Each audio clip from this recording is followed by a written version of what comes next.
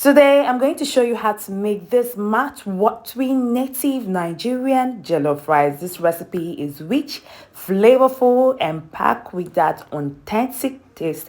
Trust me, you are going to love this one.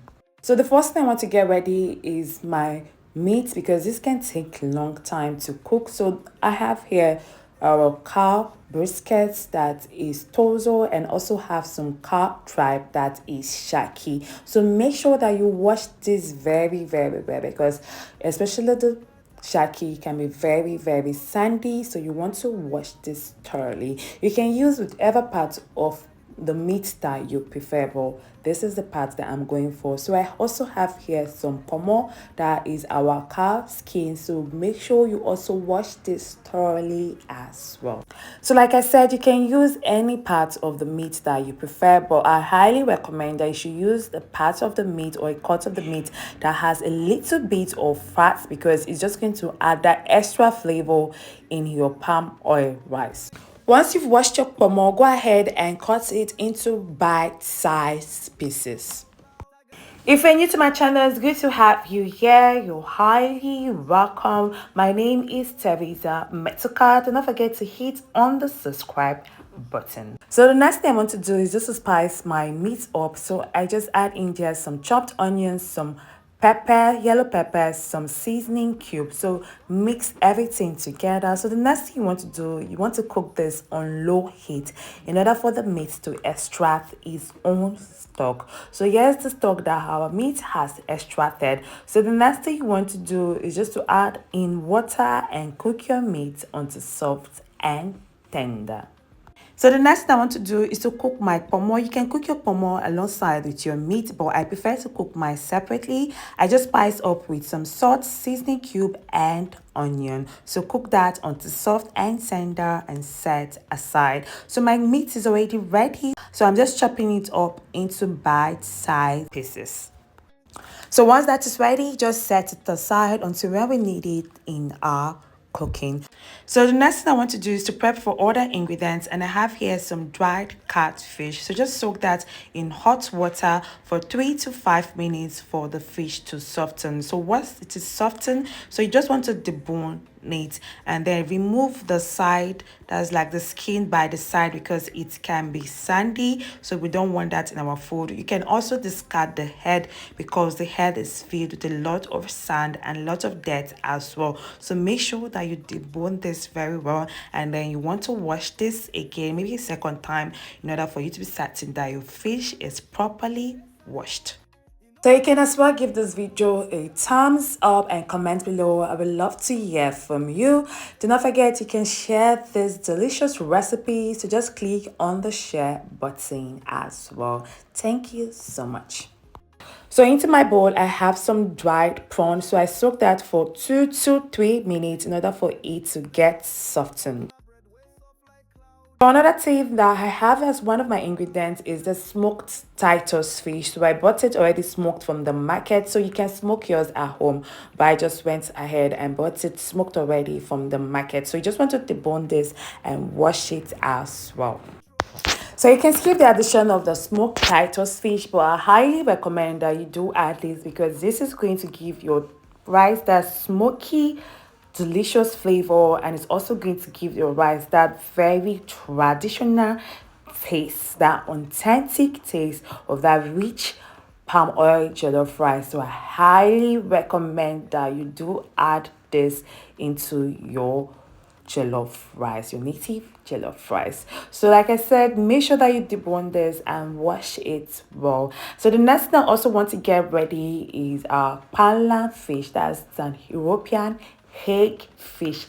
This one is very important to add in your palm oil rice or your native jollof rice. So make sure you debone this as well and wash it.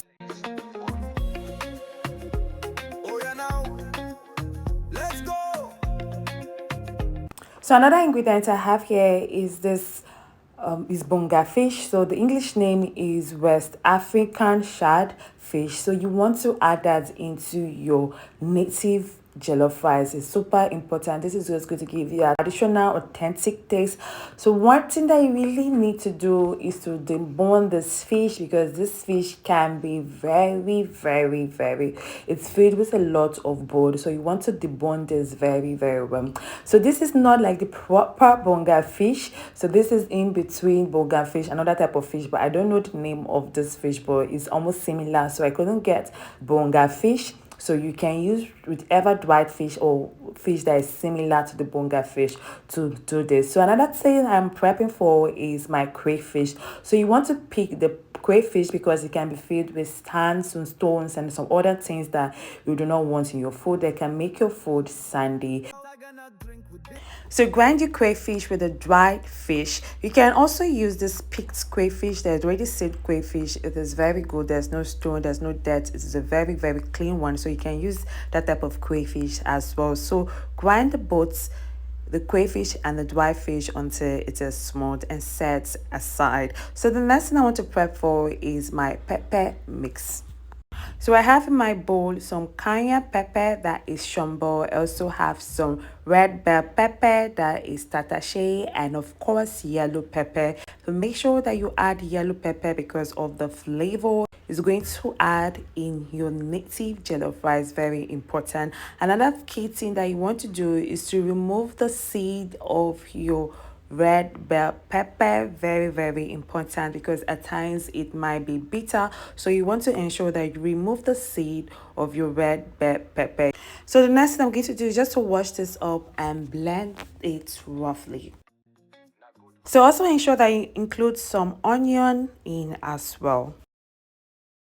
So you want to blend this using the pause function of your blender. So my blender was, finding it a little bit hard to blend. So I added very little water, water in order for it to help it to blend roughly. So remember, do blend roughly. So the next thing I'm going to I'm prepping for is our iru, that's our locust beans.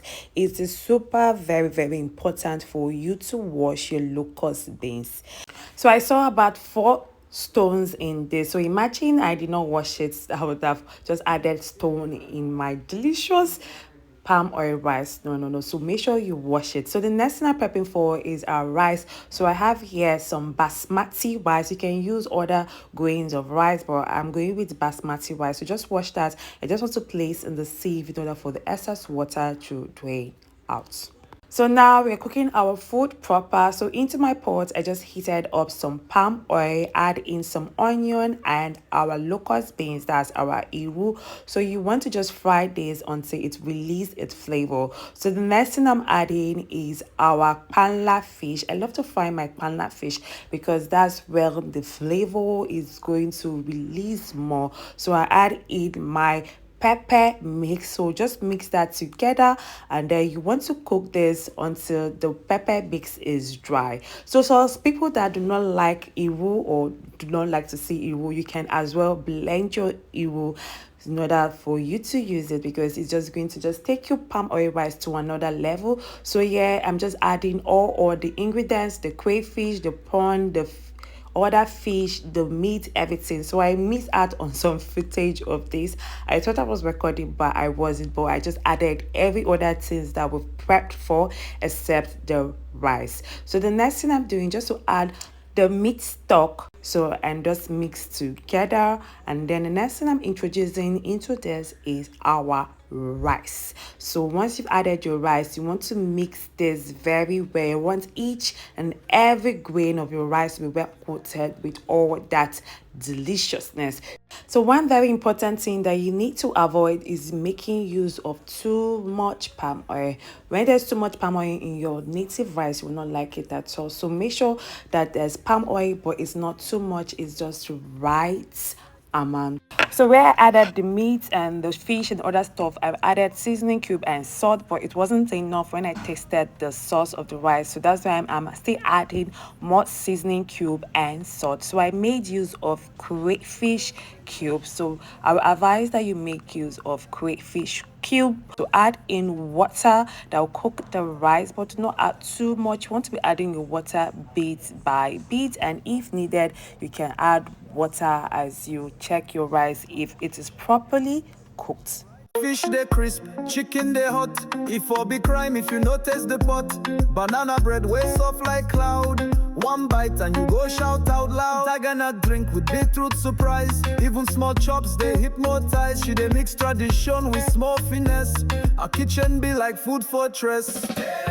She they cook with soul. So just cover this up and cook your rice until it is well cooked. So our rice is ready. You can see it, so colorful, so delicious, so yummy. So just add in a handful of saint leaf. This is super important. This will just take your food to another level, and it will give it that local authentic taste. And then mix up everything together. Everything is well combined.